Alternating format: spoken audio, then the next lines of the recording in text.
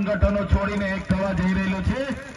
આવનારા દિવસોમાં નાનીલાલ, સુરતા, કાકરપાડા, હલગામપાડી કે દોદનવાડી એટલા ગામના ખેડૂતો નથી, પણ જે દિવસે આ ગામના ખેડૂતોને હેરાનગતિ કરવામાં આવશે તે દિવસે માત્ર અંબાજીથી ઉમરગામના નહીં પણ રાજસ્થાન, મહારાષ્ટ્ર, મધ્યપ્રદેશના જે પણ ભીલ પ્રદેશમાં આવે છે એવા 49 જિલ્લાના લોકોને ત્યાં અમે ભેગા કરી દઈશું। તમે એકલા નથી, તમારી સાથે અમે બધા છે, પણ આપણા ગામના યુવાનો, માતા બહેનો, વડીલોને પણ તમારે કહેવું પડશે। જ્યારે પણ આપણા કુદરતી અધિકારોની વાત આવે, જ્યારે પણ આપણા માનવ અધિકારોની બચાવવાની વાત આવે, જ્યારે પણ આપણા સામાજિક મૂલ્યોને બચાવવાની વાત આવે, ત્યારે બધાએ એક થવું પડશે, બધાએ બહાર આવવું પડશે અને બધાએ લડવું પડશે। લડત એવી કરવી પડશે, હવે લડેંગે જીતેંગે જિંદાબાદ મુર્દાબાદ કરવાનું થતું નથી। હવે આવેદન નિવેદન તમે 2008 થી આપીને થાકી ગયા, હવે કરવાનું થતું નથી। હવે તમે એકવાર એમને પૂછી લો કે હવે શું કરવા માંગે છે જંગલ ખાતું અને પોલીસ વાળા, પછી અમને તમે જણાવો, અમે આવા તૈયાર છે। આવનારા દિવસોમાં જો લડાઈ કરવાની થશે તો આરપારની લડાઈ થશે। ક્યાં સુધી આવેદન નિવેદન જિંદાબાદ મુર્દાબાદ કરતા રહીશું? ક્યાં સુધી વિસ્થાપિત થતા રહીશું? ક્યાં સુધી આપણા સમાજ સાથે, સંસ્કૃતિ સાથે, પ્રકૃતિ સાથે ક્યાં સુધી આપણે છિન્ન ભિન્ન થતા રહીશું?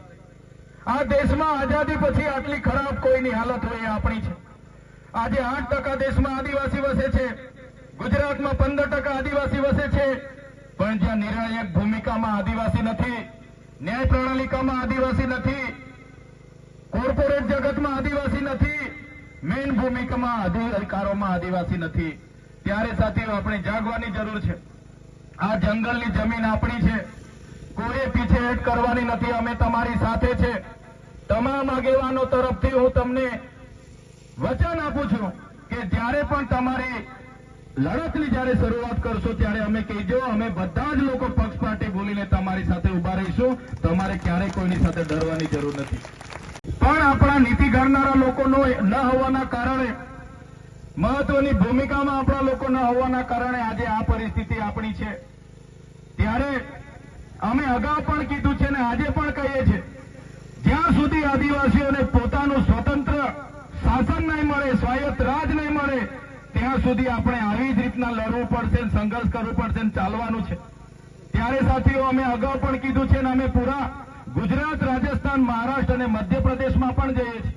આજે 50% લોકોને અમે ભીલ પ્રદેશના બેનર હેઠળ રાજસ્થાન, મધ્યપ્રદેશ અને મહારાષ્ટ્રના તમામ સાથી આગેવાનો સાથે મળીને બધાની મહેનતથી, છોટુભાઈ વસાવા સાહેબ હોય, મહેશભાઈ હોય, રાજકુમાર રોથ હોય, ભવરલાલ પરમાર હોય, કાંતિભાઈ આદિવાસી હોય કે કમલેશભાઈ ડોડિયા મધ્યપ્રદેશથી હોય, બધાના સહકારથી અમે જાગૃતનું બેડું ઉપાડેલું છે।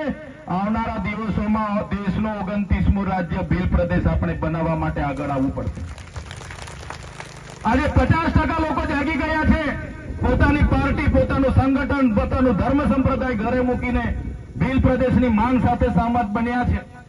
ત્યારે આવનારા દિવસોમાં પણ આ ભીલ પ્રદેશની લડતને આગળ જવાવા માટે, આગળ ધપાવવા માટે આગળ આવવું પડશે। ત્યારે જ આપણો ઉદ્ધાર થશે એવું અમે સ્પષ્ટ માનીએ છીએ।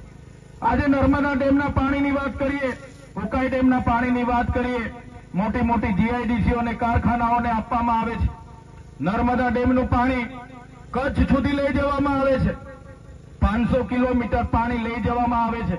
અમે કહીએ છીએ તમે 1000 કિલોમીટર લઈ જાઓ, અમને કોઈ વાંધો નથી, પણ જે લોકોએ પોતાની જમીનો ગુમાવી છે, જે લોકોએ આખાને આખા ગામો વિસ્થાપિત કર્યા છે, એ લોકોને આજે પણ જે વચનો આપ્યા હતા એક જણને નોકરીના, જમીન સામે જમીનના, સિંચાઈના, વીજળીના, એ નથી આપ્યા। ત્યારે આવનારા દિવસોમાં જો સરકારો આદિવાસીઓ માટે નહીં વિચારશે તો આવનારા દિવસોમાં નર્મદા કેનાલ બંધ કરવા માટેનું પણ અમે આહવાન કરીશું અને નર્મદા કેનાલ પણ અમે બંધ કરાવી દઈશું। સાથીઓ, આજની આ લોક સંઘર્ષ મોરચાની આજની મીટિંગમાં જે પણ આપણા પ્રશ્નો ઉપસ્થિત થયા છે એમાં આપણે ઉમરપાડાના તમામ ખેડૂતોને પણ સાથે રાખીશું। જે પણ મજૂરોને લઈને આવે છે એ પણ આપણા સમાજના છે, એમને પણ સમજાવીશું અને એકવાર ફોરેસ્ટવાળાને અને સરકાર સુધી પણ આપણે રજૂઆત કરીશું પછી પણ નહીં માનશે તો અમે પણ તમારી સાથે આવીને તમારા વિસ્તારમાં ઉભા રહીશું. એ લડતને ક્યારે આપણે પાછી પાણી નહીં કરી. આપણી જમીન છે, એ જમીનને આપણે બચાવીશું. વધારે વિશેષ નથી કહેતા. આગળ પણ એક વ્યારા ખેડૂત સંમેલન છે, એમાં પણ મારે હાજરી આપવાની છે. ત્યારે આજના આ કાર્યક્રમમાં લોક સંઘર્ષ સમિતિ વતી અમને તમામ આગેવાનોને અહીં પધારવા માટેનું આમંત્રણ મળ્યું, અમારું સ્વાગત કર્યું, સન્માન કર્યું અને અમને બોલવાની જે તક આપી છે એ બદલ તમામ આયોજક મિત્રોનો અમે આભાર માનીએ છીએ.